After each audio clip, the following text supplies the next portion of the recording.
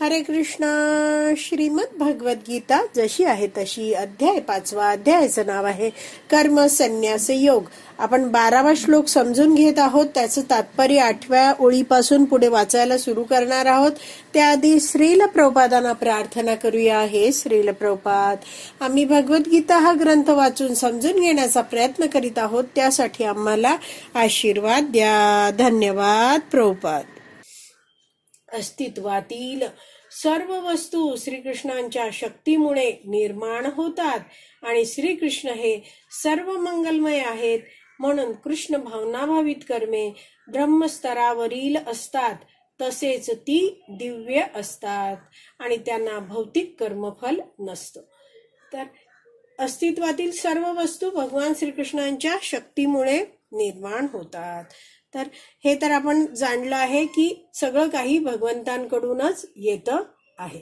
तर हे ज्ञान घेतलं आहे आणि मग हा व्यक्ती काय आणखीन जाणतोय की भगवंत सर्व मंगलवर आहे. भगवंत आपल्यासाठी जे काही करता आहेत, आपल्या जीवनात जे काही होतंय ते आपल्या चांगल्यासाठीच होतं आहे. तर कृष्ण भावनाभावित कर्म ही कशी आहेत? ब्रह्मस्तरावरील आहेत. म्हणजेच कृष्ण भावनाभावित व्यक्ती आहे तो काय करतो आहे? त्याच्या जीवनाचं केंद्रबिंदू भगवान श्रीकृष्ण आहेत. भगवंत दिव्य आणि त्यांच्या प्रती केलेल्या प्रत्येक सेवा आहेत त्या दिव्य आहेत. तर अशी कर्म काय आहेत? ब्रह्मस्तरावरील आहेत, म्हणजेच दिव्य आहेत. आणि पुढे म्हटलंय त्यांना भौतिक कर्मफळ नाहीये. तर भगवंतांसाठी केलेली कार्य आहेत ती अकर्म असतात, त्यांनी कर्मफळ लागत नाही. मग हा भक्त आहे तो भगवंतांची सेवा करतो आणि भक्ताला आनंद प्राप्त होतो. तर भक्ताचं ध्येय काय आहे?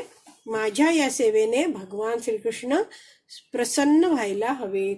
या एकाच भावनेने भक्त भगवंतांच्या सेवेत मग्न राहतो. पुढे वाचते, यास्तव कृष्ण भावनाभावित मनुष्याला शांती प्राप्त होते.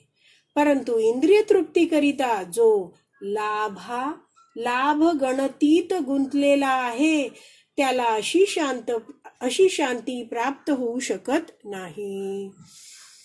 तर इथे प्रभुपाद समजवतात की कृष्ण भावनाभावित मनुष्याला शांती प्राप्त होते. तर आपण सगळे आहोत ते जीवात्मा आहोत आणि आपण भगवंतांच्या भक्तीत आता लागलो आहोत. म्हणजेच भगवंतांबद्दल आपण खूप सारं श्रवण करतो आहोत. तर श्रवणम केल्यामुळे आपल्याला आपण जाणलंय की मी जीवात्मा आहे, जीवेर स्वरूप आहे, कृष्णेर नित्यदास आणि भगवंतांची सेवा करणं हे माझं कर्तव्य आहे. तर अधिकृत गुरुशिष्य परंपरेतून जेव्हा आपण हे सगळं शिकतो आणि भगवंतांची सेवा करायला लागतो तेव्हा आपलं हृदय शुद्ध होत जातं.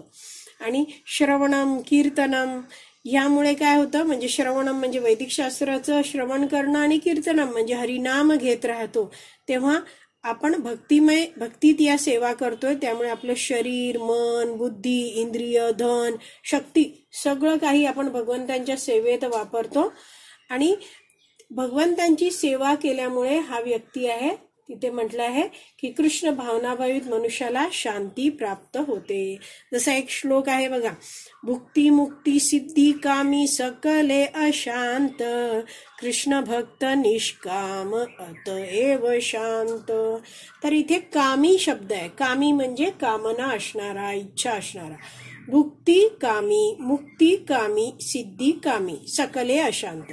भुक्ती म्हणजे इंद्रिय उपभोग घेण्याची कामना असणारा व्यक्ती. मुक्ती म्हणजे या जगतातून मुक्त व्हायचं आहे, या दुःख मला ही कोणतीही नकोय अशी इच्छा असणारा व्यक्ती. ज्याला काय आहे? ब्रह्मज्योतीमध्ये विलीन व्हायची इच्छा आहे. आणि सिद्धी म्हणजे जे योगी आहेत, काहीतरी सिद्धी प्राप्त करण्यासाठी प्रयत्नशील आहेत. तर असे सगळे कसे आहेत? सकले अशांत. हे सगळे अशांत आहेत. जसं म्हटलंय ना की जो लाभ गणतीत गुंतलेला आहे त्याला शांती प्राप्त होऊ शकत नाही.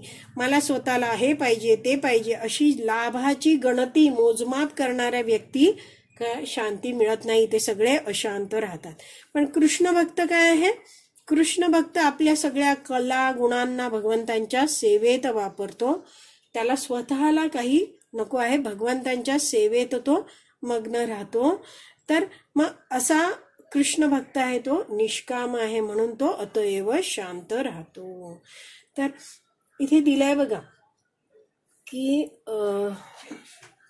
एकच मिनिट परंतु इंद्रिय तृप्ती करता जो लाभ गणतीत गुंतलेला आहे त्याला अशी शांती प्राप्त होऊ शकत नाही. तर असा विचाराचा व्यक्ती आहे, तर तो काय विचार करतो आहे, प्रत्येक कार्य करताना मला कोणती इंद्रिय तृप्ती प्राप्त होईल हे कार्य केल्यावर. तर एका प्रवचनात मी ऐकलं याबद्दल, ते सांगते की हा 5वा अध्याय आहे, त्यातला 22वा श्लोक जो आहे तो मी जरा काढते आहे, तुम्हाला जर शक्य होत असेल तर तुम्ही पण काढा. तर त्यामध्ये भगवान श्रीकृष्ण अर्जुनाला ज्ञान देताना म्हणत आहेत 5.22 मध्ये, येही संस्पर्श जा भोगा दुःख योनय एव ते आदि अंतवंत कौंतेय न तेषु रमते बुधा. भाषांतर, भौतिक इंद्रियांच्या संयोगापासून उत्पन्न होणाऱ्या दुःखांच्या कारणामध्ये बुद्धिमान मनुष्य भाग घेत नाही. हे कौंतेया, अशा सुखांना आरंभ आणि शेवट असतो, म्हणून बुद्धिमान व्यक्ती त्यामध्ये आनंद घेत नाही. तर यामध्ये भगवंत काय म्हणत आहेत, श्लोकात आपण वाचलं, येही संस्पर्शजा भोगा दुःख योनः एवते. म्हणजे इंद्रिय उपभोग घेण्याची ही जी इच्छा आहे, इंद्रिय तृप्ती, ही काय आहे, दुःख योनः म्हणजे दुःखाचं कारण आहे, दुःखाची योनी आहे. तर याविषयी समजावताना वैष्णवाचार्य म्हणतात की आपण जेव्हा कुणासाठीही इंद्रिय तृप्तीची काही व्यवस्था करतो तेव्हा असं नाही आपण समजायचं की तो माणूस आपल्या प्रती कायम कृतज्ञ राहील. जितकं आपण एखाद्याला काही देत राहतो, त्याच्यासाठी काही करत राहतो, तर त्या समोरच्या व्यक्तीच्या इच्छा आणखीन वाढत जातात. कितीही आपण इतरांसाठी केलं तरी आपण जीवनात आपल्या बघतो समोरचा व्यक्ती तृप्तच होत नाही, आणखीन अपेक्षा वाढत जातात. आणि म्हणजेच काय, ज्याला इंद्रिय तृप्ती देतो आहे पण तो काय कायम अतृप्तच राहतो आहे. आणि त्याचं मन काय, मला आणखीन कधी मिळेल असं त्याचं अशांत मन राहतं. बघा ना, आपण बघा एखाद्यासाठी चांगली कार्य 100 केली आहेत असं धरा, आणि एक कार्य आहे त्याच्यासाठी त्यांनी आपली मदत मागितली आणि आपण आपल्या कामात मग्न आहोत, तर आपण म्हणतो की आता मला वेळ नाहीये, मी आता नाही काही करू शकत. तर लगेचच समोरचा व्यक्ती काय सांगतो, तू नेहमीच अशी करते, किंवा तू माझ्यासाठी कधीच काय करत नाही.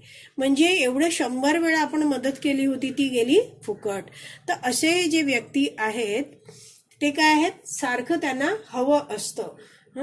तर वैष्णवाचार्य समजवतात की आपल्या शरीराला जर थंडी वाजते आहे थंडीच्या महिन्यात, तर स्वेटर घालणं आवश्यक आहे.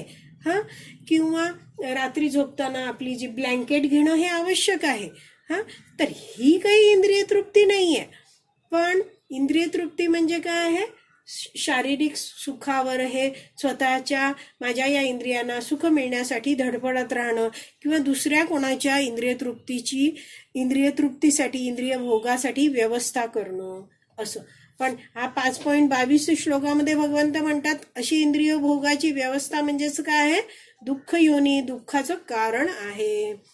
म्हणजेच काय आहे, जितकं मन इंद्रिय तृप्तीचा विचार करत राहतं तितकं ते मन अशांत होत जातं.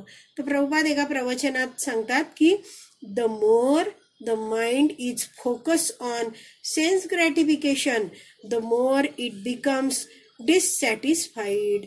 म्हणजे मन जितकं आपण इंद्रिय तृप्तीवर केंद्रित करू तितकं ते मन आहे ते अशांत राहतं, अतृप्त राहतं.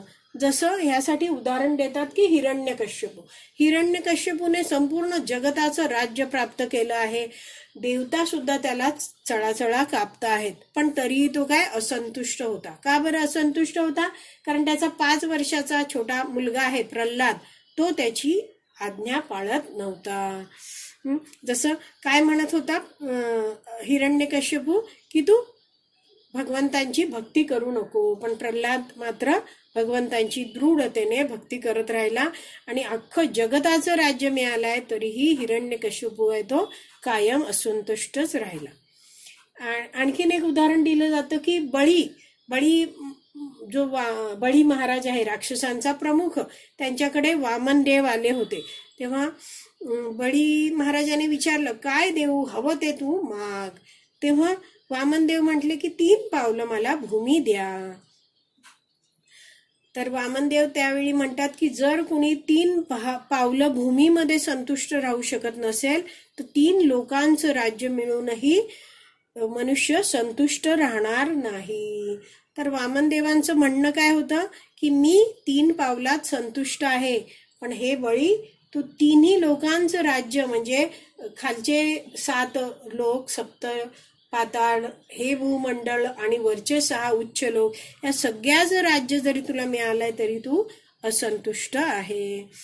तर यासाठी वैष्णव आचार्य समजवतात की मग आपलं एक भक्त म्हणून किंवा एक मनुष्य म्हणून कर्तव्य काय आहे. तर आपल्यावर अवलंबून असलेल्या प्रत्येक व्यक्तीला आपल्याला आध्यात्मिक ज्ञान देणं हे आपलं कर्तव्य आहे. इंद्रिय संयम आपण त्यांनाही शिकवायला हवा आणि इंद्रिय तृप्ती करत राहण्याचे जे धोके आहेत ते आपल्याला सगळ्यांना समजवायला हवेत. तर चैतन्य चरण प्रभू यांचं लेक्चर ऐकलं, त्याच्यामध्ये ते म्हणतात की समजा एकाला भूक लागली आहे आणि तो पंक्तीमध्ये बसलेला आहे आणि रसगुल्ले वाढायला येतात. त्यावेळी होणाऱ्या वेगवेगळ्या घटनांबद्दल ते सांगतायत की घोषणा होते की एकच रसगुल्ला मिळणार आहे. तर ते ऐकून व्यक्तीला दुःख होतं, अरे एकच मिळणार, मला तर रसगुल्ला खूप आवडतो आहे. किंवा दुसरी घोषणा होते हवे तितके खा. तर तेही ऐकून दुःख होतं, का, कारण मला तर खायची खूप इच्छा आहे, पण काय झालंय आता खाऊन खाऊन माझं पोट भरलं आहे, माझी जीभ तर आणखीन खायला मागते, पण माझं पोट अगदी गळ्यापर्यंत भरलेलं आहे आणि म्हणून मी खाऊ शकत नाही. परत दुःख होतं. नंतर काय आहे, तिसरं कोणी म्हटलंय काय की तुम्ही तर इतके सारे रसगुल्ल्याच्या बालद्या समोर आहेत, तर मग इच्छा काय होते, आता तर मी खाऊ शकत नाही, आता तर पोट तुडुंब भरलाय, पण पुन्हा जेव्हा मला पुन्हा भूक लागेल तेव्हा मला पुन्हा हे खायचं आहे. तर अशी आपल्या बाबतीत म्हणजे चैतन्य चरण प्रभू समजत होते की वेगवेगळ्या परिस्थितीत व्यक्ती विचार करत राहतो. पहिली परिस्थिती आहे ज्याच्यामध्ये काय एकच मिळणार होता रसगुल्ला, तेव्हा काय आहे इंद्रिय उपभोगाची खूप इच्छा आहे, पण इंद्रिय उपभोग कमी आहेत म्हणून दुःख वाटतं. दुसऱ्या वेळी काय इंद्रिय उपभोग खूप सारे रसगुल्ले मिळणार होते, पण विचार काय, अरे इतके आहेत रसगुल्ले पण माझ्यात शक्ती नाहीये ना, मी एवढेच खातो पण माझं पोटच भरून गेलं, आता मी खाऊ शकत नाही, म्हणून दुःखी होतो मनुष्य. म्हणजेच काय आहे, हा व्यक्ती इंद्रिय तृप्ती तर करतो पण त्याचं मन भरतंय का नाही. एकदा इंद्रिय तृप्ती केली तर पुन्हा इंद्रिय तृप्ती तशीच करावी ही इच्छा काय होते, निर्माण होते. तर म्हणून असं म्हटलं जातं की हे जे भक्त संघामध्ये आपण जेव्हा वैदिक शास्त्राचं श्रवण करत राहतो तर आपल्याला समजतं की ही इंद्रिय तृप्ती आहे ती म्हणजे ही आपली इंद्रिय आहेत ती कितीही त्याच्यासाठी आपण धडपडलं तरी कायम संतुष्ट ती होणार नाहीयेत. आणि म्हणून इथे प्रभुपाद समजावत आहेत की एकच मिनिट माताजी, माझं पान थोडं पुढे गेलंय, ते 22वा श्लोक काढला होता तिथेच होते मी.